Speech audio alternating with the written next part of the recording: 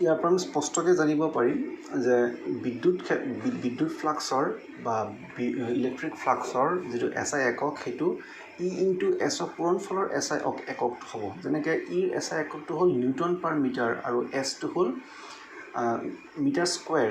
তেতিয়াহ'লে আমি লিখিব পাৰিম নিউটন মিটাৰ স্কুৱেৰ পাৰ কুলম্ব।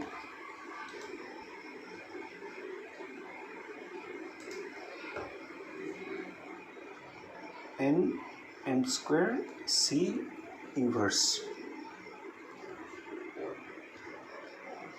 এতিয়া for general surface areas or non-uniform electric fields, তাৰ মানে যদি পৃষ্ঠখালীটো এই আগৰটোৰ নিচিনা যদি এটা সুষম বা এটা ৰেগুলাৰ সাৰফেস নহয় আৰু যদি অলপমান বেকাটাৰা বা অলপমান এই মানে সুষম নাথাকে বা বিদ্যুৎ ক্ষেত্ৰ যিটো ইয়াতে আমি সমান্তৰাল ৰেখাৰ নিচিনা দেখিছোঁ, সমান্তৰাল নহয় যদি সেইটো ঠায়ে ঠায়ে যদি কম বেছি থাকে, তেতিয়াহ'লে আমি একদম পোনপটীয়াকৈ এই phi equal to E into S লিখিব নোৱাৰিম।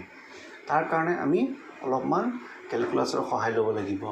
ধৰি ল'লোঁ যে এইটো এটা পৃষ্ঠ দেখা পাইছে চবে, এইটো এটা পৃষ্ঠ আৰু এই পৃষ্ঠটোৰ ৰখা হৈছে এনেকুৱা এটা ঠাইত য'ত বিদ্যুৎ ক্ষেত্ৰৰ বলৰেখাবোৰ পাৰ হৈ গৈ আছে।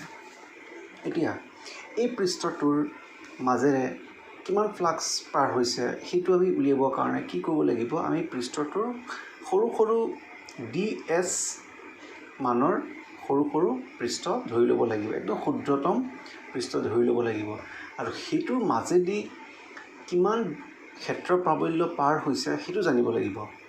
আৰু লগতে জানিব লাগিব যে এই যিটো ক্ষেত্ৰ আছে পৃষ্ঠকালি তাৰ যিটো দিশ মনত ৰাখিব যে এটা যদি পৃষ্ঠ থাকে তেতিয়াহ'লে তাৰ ক্ষেত্ৰফলৰ দিশটো তাৰ পৰা লম্ব দিশতহে থাকে। এতিয়া এইখিনিতে ইয়াৰ দিশটো হ'ল এইফালে আৰু বিদ্যুৎ ক্ষেত্ৰৰ বলৰেখাৰ দিশটো বা বিদ্যুৎ ক্ষেত্ৰৰ প্ৰাবল্যৰ দিশটো এইফালে, কোনটো কৰিছে থিটা। তেতিয়াহ'লে এই নিৰ্দিষ্ট এই যিটো মই ৰঙা শেড কৰি থৈ দিছোঁ, এই নিৰ্দিষ্ট পৃষ্ঠটোৰ মাজেৰে পাৰ হোৱা ফ্লাক্সৰ মানটো আমি এনেকৈ লিখিব পাৰিম ডি ফাই ই হ'ব ই আৰু ডিএছৰ ডট পূৰণফল। অ'কে, ডাইৰেক্ট আমি ইয়াক পূৰণ নকৰোঁ, ইয়াত আমি ডট প্ৰডাক্ট বুলি দিম। এতিয়া এনেকুৱা পৃষ্ঠটোত আমি সৰু সৰু ঢেৰ ডিএছ চাই ল'ম। আমি মন কৰিব পাৰিম যে সকলো ডিএছৰ দিশবোৰ বেলেগ বেলেগ হ'ব। মানি ল'লোঁ যে ডিএছৰ মানবোৰ একে আমি নিজে লৈ ল'লোঁ, কিন্তু তাৰ ডাইৰেকশ্যনবিলাক বেলেগ বেলেগ হ'ব, যাৰ বাবে থিটাবিলাকৰো স্বাভাৱিকভাৱে বেলেগ বেলেগ হ'ব পাৰে। অলপমান পেনটো অলপমান দিগদাৰ দিছে বাৰু। তো সেইকাৰণে এই থিটাবিলাকৰ মানবোৰ বেলেগ বেলেগ হ'ব পাৰে, সেইবাবে সকলো ডি ফাইৰ মানবোৰ বেলেগ বেলেগ হ'ব পাৰে। কিন্তু আমি প্ৰতিটো সৰু সৰু ডিএছৰ বাবে আমি ডি ফাই কিমানটাই পাম। এতিয়া প্ৰতিটো সৰু সৰু ক্ষেত্ৰবিলাকৰ বাবে আমি যিমানখিনি সৰু সৰু ফ্লাক্স পালোঁ ডি ফাই ই, এই ফ্লাক্সবোৰ আমি কি কৰিম, যোগ কৰি দিলে এই পৃষ্ঠটোৰ মাজেৰে সম্পূৰ্ণ যিমান ফ্লাক্স পাৰ হ'ব সেইটো আমি উলিয়াই দিব পাৰিম। আমি কি কৰিম যে সৰু সৰু ডিএছৰ মাজেৰে, ইয়াত মই 4টাহে ডিএছ দেখুৱাইছোঁ, কিন্তু ইয়াত যিমানখিনি সৰু সৰু ডিএছে মিলি একদম সম্পূৰ্ণ পৃষ্ঠটোৰ গঠন হৈছে, এই সকলো সৰু সৰু পৃষ্ঠৰ মাজেদি সৰু সৰু ফ্লাক্স ডি ফাইৰে আমি যেতিয়া সেই বস্তুটো লিখিম আৰু গোটেইখিনি ডি ফাইৰ মানবিলাক আমি যোগ কৰিম, তেতিয়াহ'লে আমি মুঠ ফ্লাক্সটো উলিয়াব পাৰিম। এইটো ফাই চাফিক্স ই।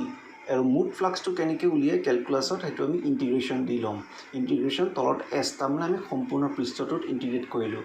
ইণ্টিগ্ৰেশ্যন অফ কি, ডি ফাই ই। ডি ফাই মানে কি, ই ডট ডি এছ, আৰু এইটো হ'ল ডি ফাই অফ ই বা মুঠ ফ্লাক্স হ'ব integration of E dot d S. আকৌ এবাৰ ওপৰৰ পৰা ক'বলৈ বিচাৰিম, for general surface areas or non uniform electric fields কি কৰিম, we divide S into very small areas d S. সৰু সৰু এৰিয়ালৈ আমি তাক মানে টুকুৰা টুকুৰা কৰি দিম। এতিয়া flux link with this surface, যিটো আমাৰ পৃষ্ঠটো দিয়া আছে সম্পূৰ্ণ পৃষ্ঠটো, সেইটোৰ লগত সম্বন্ধ থকা ফ্লাক্সটো কি হ'ব, সৰু সৰু ফ্লাক্সবিলাকৰ যোগফল।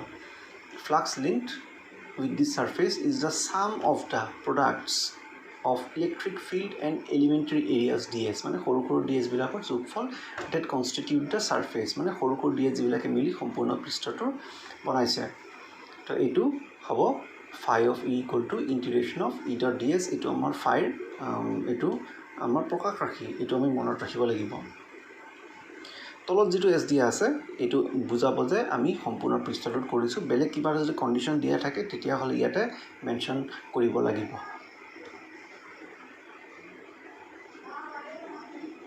এতিয়া প্ৰথম স্লাইডটো যেনেকৈ দিছো একেবাৰে straight forward phi of e equal to e into s কিন্তু যদি এই ৰেখাবোৰ বিদ্যুৎ ক্ষেত্ৰৰ ৰেখাবোৰ যদি পৃষ্ঠটোৰ যেটো দিশ বা যেটো মানে পৃষ্ঠকালিৰ যেটো দিশ যেটো s ভেক্টৰ তাৰ লগত যদি সমান্তৰাল নাথাকে বেলেগ কিবা এটা এংগল কৰি আছে থিটা তেতিয়া হলে আমি phi of e equal to e dot s লিখিব পাৰিম আৰু ডাইৰেক্ট ইয়াক লিখিম es into cos theta যেটো ডট পূৰণৰ ফল হয় তো এটো হল if e is uniform and surface area is regular মানে যদি বিদ্যুৎ ক্ষেত্ৰৰ প্ৰাবল্যটো সকলো ঠাইত সম থাকে আৰু পৃষ্ঠটো যদি আমি তাৰ উলিয়াব পৰা একেবাৰে সুবিধা থাকে হিসাব কৰি উলিয়াব পাৰো তেতিয়া হলে phi of e কি হ'ব e dot s or es cos theta এটো মনত ৰাখিলে হ'ল আৰু অলপ আগতে মই কৈছো যে ইলেক্ট্ৰিক ফ্লাক্সৰ যেটো আমাৰ SI ইউনিট থাকে হেটো হ'ল নিউটন মিটাৰ স্কয়াৰ পাৰ কুলম কোৰ পৰা আহিলে ইটোৰ পৰা আহিছে ইৰ কাৰণে আমি কি লিখিব পাৰিম নিউটন পাৰ কুলম আৰু s ৰ কাৰণে লিখিব পাৰিম মিটাৰ স্কয়াৰ অলপ সলনি কৰি এটোক আমি এনেকৈ লিখিব পাৰিছো নিউটন মিটাৰ স্কয়াৰ পাৰ কুলম ইয়াৰ কোনো নিৰ্দিষ্ট কিবা নাম নাই আমি নিউটন মিটাৰ স্কয়াৰ পাৰ কুলম দি লিখিব পাৰিম তাক